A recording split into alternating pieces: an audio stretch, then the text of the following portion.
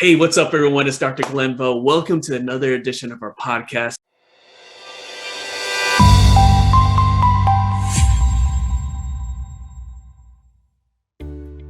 I'm super excited to have an amazing guest. But before I introduce her, I want to ask you a few questions. What if I told you that you could be a super mom, but also have a super business? What if I told you that there is someone out there that is a mother of 5, has an amazing business, and she's able to hold everything together? And what if I told you that that super mom has dedicated her life helping other moms achieve the same success? If that gets you really excited, then you're going to be super excited to meet my next guest, Yael Bendahan. Yael, what's up? Hi, Glenn. Thank you so much for having me here. It's great to be here. I'm so excited. Well, I'm super excited to have you here, and I have to start off with a story. So I met Yael we're in the same mastermind together, and I met her in Connecticut.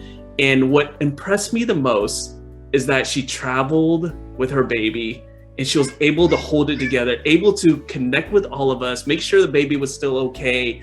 And it just blew me away because I was thinking, oh my gosh, there's so much going on. And Yael, I mean, that's pretty much your life, right? Being able to have this amazing business and then also being a mom of 5 and holding that together.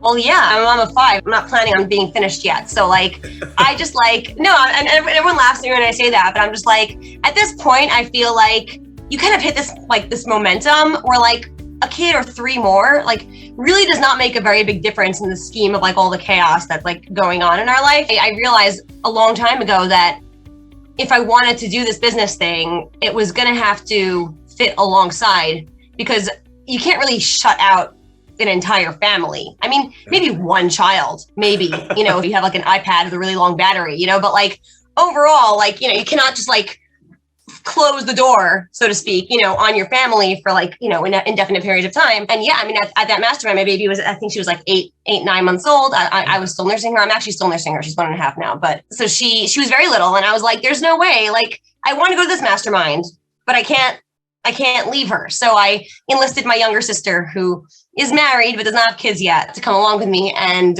what's better than a doting aunt, although she did realize after that week that she was not ready to have children yet, which I'm really glad to have helped her make up her mind. So I love that. And again, I mean, it's just such an amazing story, such an amazing scene. I was like, oh my gosh, I can never complain about anything right there after watching you just navigate that. But, everyone's, who follows you and a lot of our listeners and a lot of our viewers are going to be like, okay, I want to follow this person. I want to see how she does everything.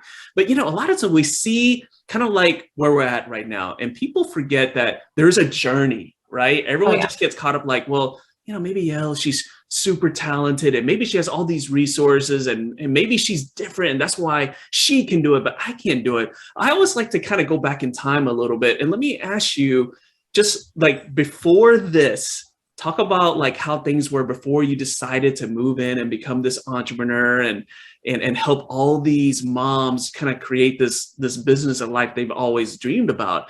Before that, talk about your background and what made you decide, okay, I'm going to do it both, and I'm going to kind of bring both worlds together to create this awesome world that I have right now. Talk about your beginnings here. Okay, my beginnings. Well, like back in the beginning, and it's funny because thinking about this, speaking to other people, it's like I realized like the roots of like what I'm doing now was like went way further back than I even thought. Because my family actually, I live in Israel, but I'm from New York originally. My family moved to Israel when I was 12, which was, as you can imagine, 12 is just not the most fun age in general. And to move countries and languages and cultures and everything was just like really, really, really difficult. Like Israel's like, I love it now. I mean, I live here. I love it. I would never live anywhere else, but it's a huge adjustment. It's a very, very different, like there is nothing similar about the US and Israel, like literally. Everything is just smaller and faster paced and just hot and like, and everyone's just very like, up in your business, which like I don't think it's like, I don't see that as a bad thing anymore because I feel like it's very much like the whole country almost feels like a family and people like legit like just take care of each other like their family, but just not something like you're really used to, coming from the States where everyone's like, okay, like, mind your own and go about your business. And so I basically I was like a straight A student, you know, in the States, like total like nerd, happy to sit in the corner of my books. I had like a couple of friends, but I was like not like I was not cool. I'm like, you know, I'm still not cool, let's be honest. But oh, come on now. I'm still a total geek. But then I was just like a really uncool geek. But like I didn't care. Like that was me. I did amazing in school. And then I come to Israel and I'm like, I feel like an idiot because everyone kept telling me how smart I was like my entire life. And all of a sudden I'm in this country and I don't understand anything. And so like the way 12-year-olds, of course, you know, think, or 13-year-olds at the time, I actually came back to the States and I finished 8th grade of my class. So I came back for high school and I'm like, obviously I'm not as smart as everyone thought, but I don't want to prove that to them. So therefore I will just not try, because if I don't try, no one can say I actually failed. So I basically like checked out of like most of high school as far as like academics were concerned. Like the only things I really like did were like the things that had to do with English, like chemistry and computers and like things like that. But anything else, I was just like, I'm not even like, I had no patience. And obviously the school didn't like that. And principal that said I had a bad attitude. Like, can you imagine that, you know? And I was just, it was not a good fit for me. That school and that, you know, that container, although I made some of my best friends in the world there and we're still like best friends till today. So that was like the one bright spot. But then I basically dropped out after 11th grade because it came to this point where they were like, we're going to make life really hard for you. So you'll like either leave or like you're going to get kicked out. I was like, well, it's probably better to leave than get kicked out. So I left. I went to a boarding school in England, which is actually where I met my future sister-in-law. That's how I met my husband. He's actually British. I went to a boarding school in England. It was like a post-high school program for British girls, but I just hopped in there. So I come out there. I'm like, out of 2 years of that, no high school diploma. I'm 18 years old. Met my husband. We got engaged after 5 days, actually. Oh. I mean, actually, I knew him a little bit from before. Like, I knew him as my friend's brother, but we just like dated like just super quickly because we met each other's families. We kind of like knew where each other was coming from. And Orthodox Jews like tend to like date like more to the point as far as like we date to get married and not like to just hang out. So we dated for 3 dates, 5 days. I mean, the third date was like 3 dates long because it was like pretty much an entire day. And that was that. I'm like, off to England, 18 years old. My husband was 19. Okay. And we were just married. We're like literally just 2 kids getting married. Like, okay, like, I guess this is the next right step. And for me, I was like, I didn't really see a future for myself in anything else. I was like, well, I know I was the oldest in my family. I know how to take care of kids. Right. So I know I could be a mom probably, but like, I'm not qualified to do anything else. So like, why even bother? So that was like, I have no high school diploma. I never went to college. So I have zero resources as far as like traditional resources are concerned. I do not have them. What I do have though is I love reading. I love knowledge. I love learning things. And so we lived in England for a few years. Then we came back to Israel about 10 years ago. We actually just had our 13th anniversary about a month ago, which is like really cool. Not a month ago, even less. So we came back here. And by the time I had my 4th son, we had our kids about 2 years apart. So my oldest was 6. My youngest was like a baby. My husband was like, listen, we've done this like one salary thing, you know, but we have 4 kids and that's a lot of diapers. And basically you need to find something to do. And I was like, what am I going to do? Like, I have no qualifications whatsoever. Like, the only thing I'm qualified to do technically is like sit behind a counter and send my baby out full time. And that's basically going to break even. Like, if you look at I did the math and I was like, sending my baby out to daycare and getting a full-time minimum wage job we would not be coming away with much at the end of the month. So I looked at that difference. I was like, I bet I can make that. I can make up at least that difference from home without having to, you know, go out. And I don't like going out. I don't like people telling me what to do. I'm the oldest. I tell people what to do. Right. So I was already like not that employable, like even then. So I started like researching online and finding out about mom blogging. I'm like, ooh, I'm a mom. I can write. I can blog. Right. But then, I mean, as you know, right, blogging as an income strategy is a very like long-term sort of like trickly sort of thing. And I was like, okay, so that's not going to make me a lot of money right now. So I need to figure something out. So I started selling my skills that I'd learned for blogging as a virtual assistant for bloggers. And I was like, well, I learned how to do all this stuff. I may as well do it for the people who don't want to do it. And that was really how I got started. Like, everyone's like, oh, do you have this big why? And like, my big why at the beginning was we need money. You know, that's all we need. Right. And I think that sometimes people are like, oh, I don't have this like deep, you know, impactful like message to share with the world. I'm like, you don't, you know, like that comes later. That will come later. You don't need to, when you're starting off, you don't need to be sitting down and going like, oh, what's my message? My message was, we need to pay our mortgage and buy groceries. So that's my message. We need money. So I'm going to figure out how to make it. I love that story. I love that story. And again, that's the reason why I love talking to you. I mean, you keep it real, man. Like literally you keep it real. And again, it's true. I mean, so many times people they get kind of stuck. They're like, okay, well, I want to have this big why. I want to have everything perfect. In your case, you're like, I just need to get it done. I just need to do something there. Now, how did you, how did you shift from, okay, so you started blogging, you became a virtual assistant, but then you got like the marketing acumen, then you got like the business. Yeah. Was that something that you picked up over time as you were trying to create this business? Yeah. So basically what happened was, as I was working with my clients, I was realizing that perhaps like actual businesses might pay more than solopreneur bloggers, right? I was like, well, if I get someone to pay me $1,000 a month as a client instead of like $300 a month, obviously that would be more beneficial for me, right? So I realized that what I was lacking were the skills, right? If I had the skills to sell someone that are like a higher level skill, then I can make more money, right? Like really, it's really just skills. And obviously, I mean, I had 4 kids at the time. I was like, I mean, and I had no household help either. My husband works like out of the home, like full time. He does not have a reliable job. Right now he's a paramedic. So he does shifts. He used to have an air conditioning business. And he was just out until he was done for the day. Like there was no like 9 to 5. I know he leaves at this time, comes home at this time. Like it was really like the home and the kids were mostly on me. So it was just a lot of washing dishes while listening to trainings, folding laundry while listening to trainings, nursing my babies while listening to trainings. Like, right. Like it was basically like just, I need to pack as much knowledge as I possibly can in the time that I have.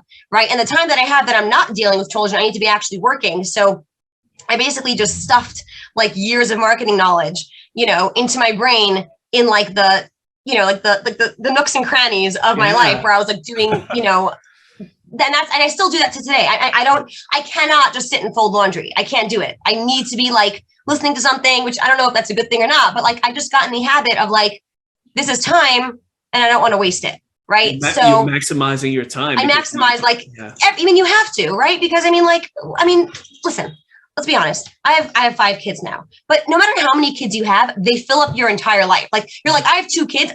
There's no way I could possibly have another one. Like, where's a third one going to fit in here? And every time you have like more kids, like every time I get pregnant, I'd be like, but how are we going to do one more? Like, we're so busy already. So you really are never going to have time. Like if you're waiting for like, especially if you're a parent, right? If you're waiting for like, when things calm down, I'm like, okay, when things calm down is like maybe when your kids are 18 and leave the house. At this point, I'm 17 years away from that minimum. If I do not have any more children, which I don't plan on, like I said, I don't really plan on stopping. So I'm like, by the time I get to that age, I want to like enjoy my life. I don't want to be like then starting to build something up. And obviously there's nothing wrong with starting later, but I'm like, as it is right now, I was like, I can't just afford to just push this off until whatever, I'm 40 or after my kids are all out of the house, because like, I want to take this time, enjoy our life now and then be able to just chill. My husband and I are going to be like, please God, pretty like young, grandparents, right? If my son goes according to like the way we did it, which I don't at all recommend. He's like, oh, dad was 18. I was 19. I was like, yeah, daddy was very different. And you're just not, like that would mean, he's 12 now. I was like, that would mean like, no, I was like, not within 10 years. That's just so not happening, dude. But like, I want to be able to just like set the foundations now when I'm young and I have like,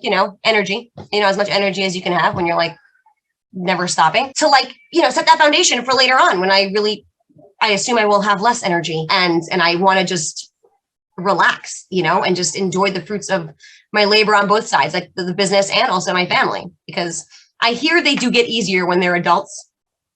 But technically, in theory, there are rumors. I'm kidding. No, my kids are really really great. They're really great, and I just each of them are at their own interesting stage. I guess I have a 12-year-old and I have like a 1.5-year-old and like everything in between.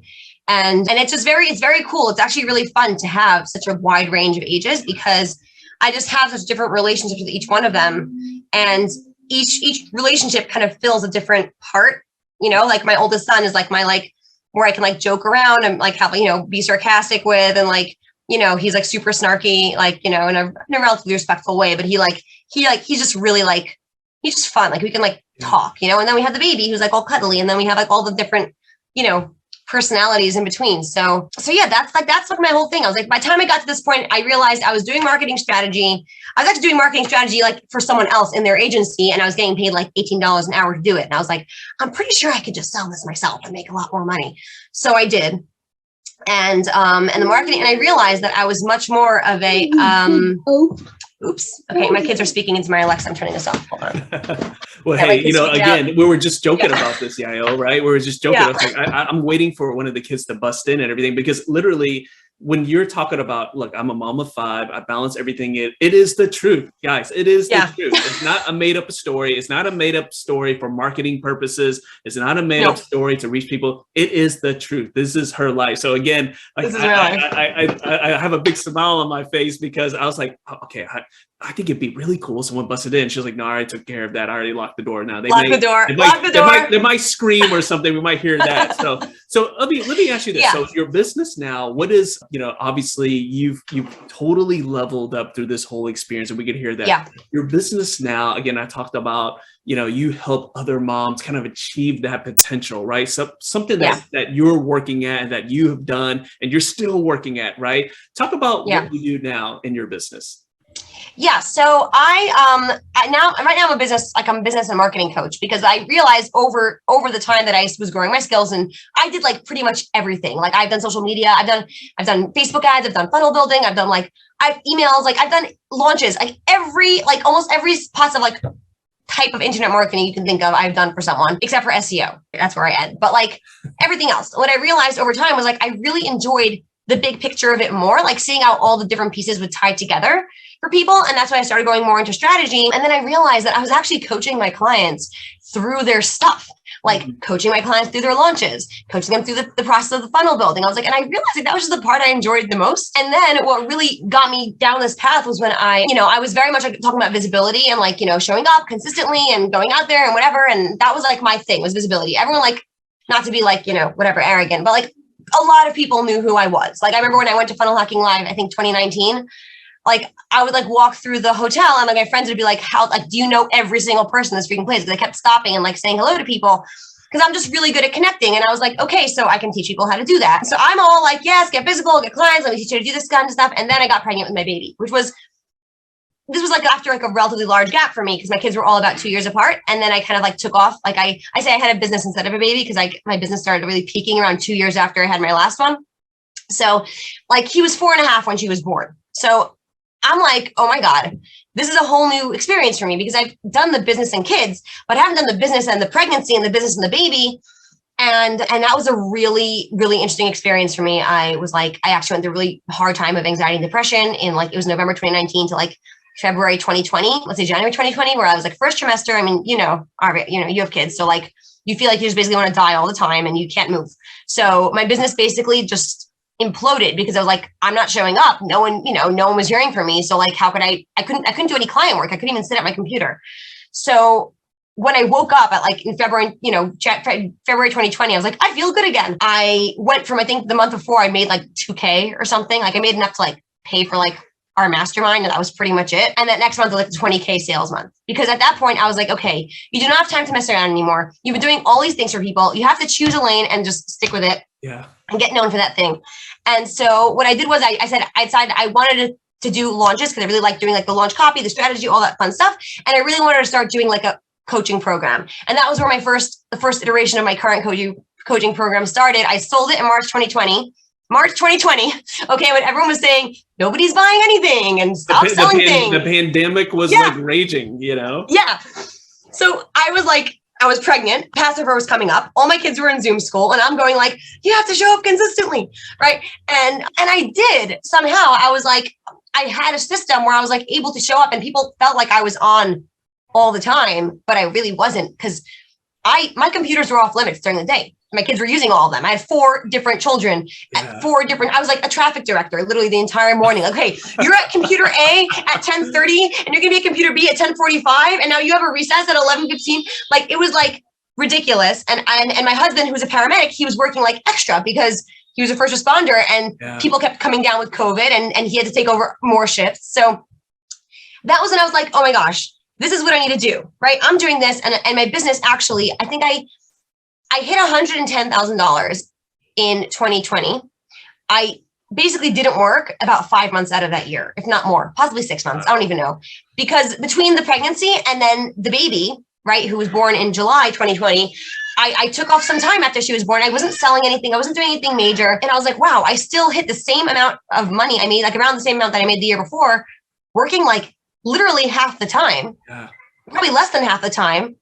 And so I kind of like reverse engineered that. And that's what I kind of help my moms do now, is like design a business that can run in about 20 hours a week while still being able to hit 6-figure years. That's my main program. It's called the Baby Proof Business Accelerator, because my baby was what inspired it. And that's literally what I help them do. I'm like, how can you design a business? How can you design the right offers and design the right marketing as well, right? Because I don't know if you can hear, whatever. If there's, just ignore this baby crying. She's, yeah. So I think it's like a mixture of like a few things, like the offers, because the offers have to be right. Because if you have like a retainer offer that you're basically just like round the clock available to your clients all the time, that's not going to serve you and not going to serve your family.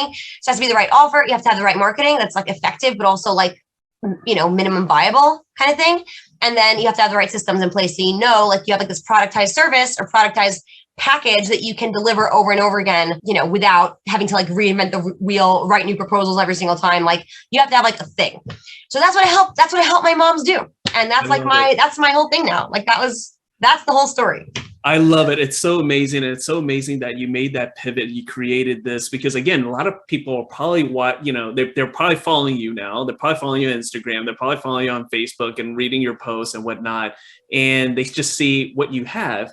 And sometimes they forget like what you had to go through and what you did. And there was a whole process there. I love it. It's amazing. I mean, I was already impressed by you. I'm even more impressed now after I heard that. Now, we're going to shift gears. Now, guys, we're going to talk about how you can connect with Yael later. We'll talk about near the end of the show. There's a lot of resources. She has a ton of resources out there. So we'll definitely pivot back to that. But we're going to pivot. We're going to do something kind of fun here. And I call it the Big Entrepreneur 3. I ask all my entrepreneurs, all my marketers, all my coaches, everyone that comes on, I ask them these entrepreneur questions. So I'm going to put you through the Big Entrepreneur 3. And the first question is, share, and you should have plenty since you juggle everything around. Share a productivity tip for entrepreneurs, a tip that you would give to someone else.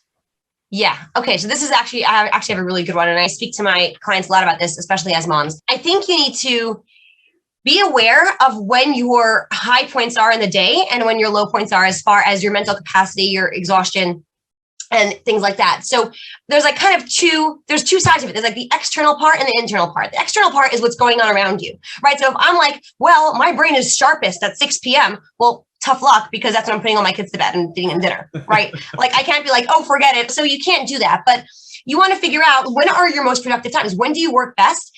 And then do your best to create like that, like boundary around those times. So you really can because I mean, I'm sure you realize this, like you can get so much more done, when you're like in the zone and you're like feeling it, than like if you're like trying to push through something and you just don't feel like it at all. It will take you like 2 or 3 times as much. And I see this for women as well, right? When we have like, we have cycles and things like that. I've noticed that anytime I try to get anything done, like during that time of the month, it is going to just take like 3 times as long, and it's not going to be as good. And I'm like, okay, forget it. Like, I reserve that time for like other kinds of business activities, like assessment and like looking, doing my numbers and like stuff like that. Like not like that outward sort of like showing my face. Cause like, I don't feel like showing my face. I don't want to talk to anyone.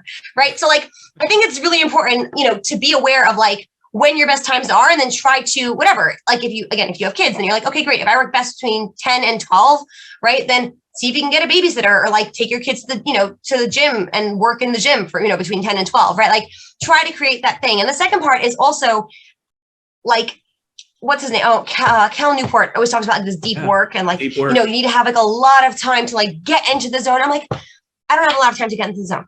Like when I have time, I have time. And then when the time is up, like baby wakes up from her nap. I mean, she was home today because her nursery teacher, whatever. She tested positive for COVID. Mm-hmm. So my baby's fine. She had it a couple months ago. So she's like, okay, but they're trying to work out what to do. So she was home with me all day, and she's 1.5. Like that is literally the least productive type of child to have around, because like they cannot even entertain themselves, right? It's not like they can read. I don't even want to put her in front of a screen because she's so little, right? And they only have 1 nap.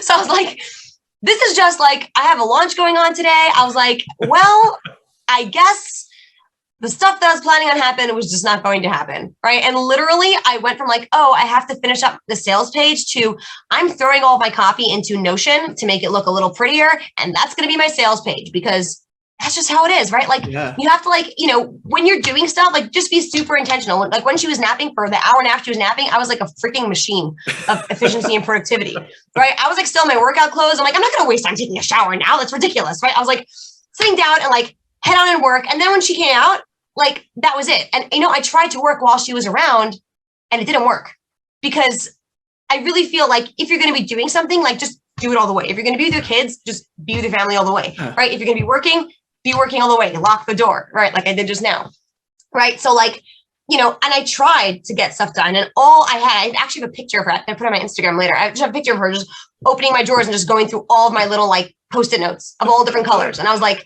this is so not working for me. I was like, okay, I surrender. Let's go have a snack. And that was that. And this in theory, but so often we try to get things done a lot, multitask a lot.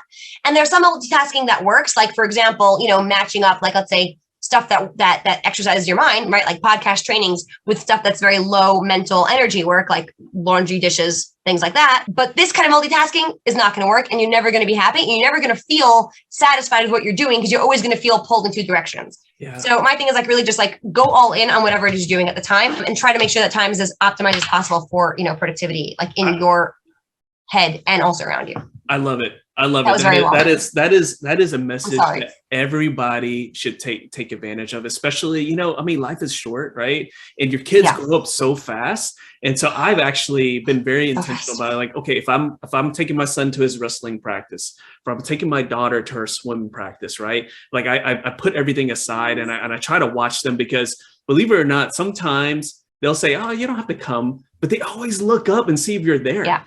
Like I'll catch them and I always think to myself, like, what if like, I'm not there. And she looks up and she's like, oh, Dad's not here at this time. And that becomes something, right? So I love your message there. Now, and every time they say like, mom, dad, and like you didn't hear them, right? And they can see that you're not paying attention. And I've been guilty. I'm not saying I'm perfect. I'm on my phone sometimes and I'm around my kids. It is what it is.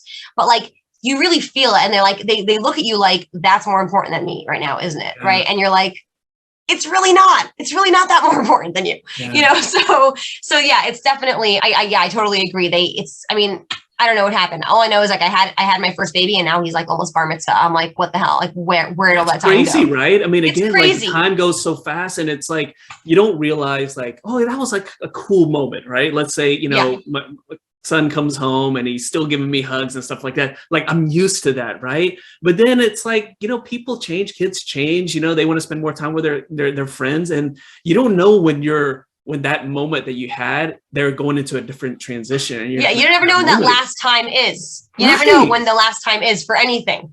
Yeah. Oh my gosh. So we're going to shift gears again. And again, we talked about like all the success you're doing, all these great things you're doing. And we talked about your past. And now we also want to talk about the past because a lot of times we make mistakes, but that's where real growth happens, right? So I want to ask you, whatever you feel comfortable, share a mistake that you learned from. You learned a lesson from. Share a mistake. Yes. Okay. And I think this is actually a very common mistake that people make. I tend to default to knowledge as security. And so whenever I'm feeling anxious, I'll like see a course and I'll buy it. That's like I don't buy clothes, I buy courses, right? Hey, and like for me, right? I'm like, well, I bet your wife buys your clothes. It doesn't even count, okay? but like literally like that's, I'll be like, oh my gosh, I'll be like, oh, I feel like insecure in my business right now, or insecure in my life right now. And I'm like, I think that I think I should have trusted myself earlier and seen that I had everything I needed to succeed earlier without looking for more and more and more, because like there's so much out there. You could just take courses all day long and never stop. Now that for me feels like a dream life, honestly. Like if I could be a perennial student, right? Like I literally consider just going to college just to learn something for fun. But I was like, I could just do that online. I don't even need to go to college. Like why, I'm saying this to myself too, because it still happens sometimes. I'll be like, oh my gosh, like I'm missing the thing, right? The one thing that's going to like change everything. And I'm like, no, there's no magic bullet. You know a lot. You have so many tools at your disposal. We have our mastermind. You have all the things I've learned from my clients over the years. I have all the courses I've taken, or the courses I already have. Like you don't need to go looking for more. And I'm not saying this when you're starting your business, because of course you need to start like, you need to learn. And I grew my skills, and that's how I grew I raised my rates and grew my business. But at a certain point, you have to get to this realization that instead of like spending money on more knowledge, you should just be switching to spend. If you have that money to spend, you should be spending on the people who can just do it for you much faster, much better. You don't have to learn how to do it. You don't have to learn how to do everything, right? Just take it off your plate and be like, just goodbye. And the thing that I think is the hardest for people is outsourcing the stuff that they're actually good at. So like for me, outsourcing design, not a problem. I am not a designer. I'm full on a words person. And so like outsourcing like a design of a sales page or graphics, I'm like, oh my God, like take my money, like goodbye. I don't want to even think about that. But like things like outsourcing strategic parts of my business or copy, right? Or things like that feels a lot more like, because what if they can't do it like me? And I think that's like a very big hurdle for people when they can't, outsourcing things you're not good at is not that hard to do, but outsourcing things that you're actually good at, but you could be doing something that could be even more revenue generating or making more use of your time. That's when like you get to this real like kind of like sticking point of like, this feels really uncomfortable, but it's totally worth it. So like 100%, also, there's so many things that I would never put out in the world if I tried to do them myself all the way. I love that. And also if you free up your time, you get to spend it with the people that you really care about, right? Yeah. And like I don't want to work more than 4 hours a day. Yeah. That's like my goal. It's 4 hours a day, 4 days a week. I'm working around that much, 4 to 5 hours a day. I don't work Sundays, Fridays, or Saturdays. So 4 hours a day, 4 days a week. And like, so anything that like I don't need to be doing, someone else could do. Now I can't afford to outsource literally everything that I don't want to be doing, but a lot of it I can. And I think that people wait too long, and either people wait too long or they hire too fast because everyone's saying hire. Hire. But like, even just getting in the habit of delegating small things early on in your business, like even getting a virtual assistant for like 5 hours a week or like 10 hours a month, just to get in the habit of taking things off your plate, because that's like really a muscle that you have to build. And it's better to build it when you're smaller than when you really, really are desperate for it. So that's probably my first, that's like 2 things. I love that. I love that. Yeah. That's such a powerful lesson there. Now, obviously people who are listening right now or watching right now, they're like, okay, I love what she's all about. I mean, she not only talks the talk, but she walks the walk too. Okay. If they wanted to learn more, about your courses, again, I talked about the Facebook group. You can definitely join the Facebook group, but talk about where they can find you, where they can get more content from you. Obviously you're on social media as well. So let our viewers and listeners know where they can further connect with you. Yes. So I would not even recommend going to my website because it's not that fantastic. And I think that's like also a good point. Like you don't need to have the fanciest website in the world to build your business. I would just say, check me out on Instagram. I'm the Yael Bendahan, THE, Yael Bendahan, and connect with me on there. And I have my 20 ways to 10K training that I'll probably give you the link to as well. And you can get into my email list because that's like where I really have fun. I love writing. I love writing emails, and I love, so that's kind of like where I connect. My email list and my Facebook group and Instagram are pretty much where I'm mostly like kind of hanging out. So one of those places. So we'll definitely get that. We'll put that in the show notes. Again, once you get her emails, I heard that they're amazing as well. So we'll definitely connect there. But Yael, thank you so much for jumping on. I had such a good time. And I love the fact that your kids are like, they want your time. They're like trying to get your time right now. So we'll let you get to your kids now. But thank you so much for jumping on. And everyone, thank you so much for tuning in. And we'll see you guys next time. Thank you for having me.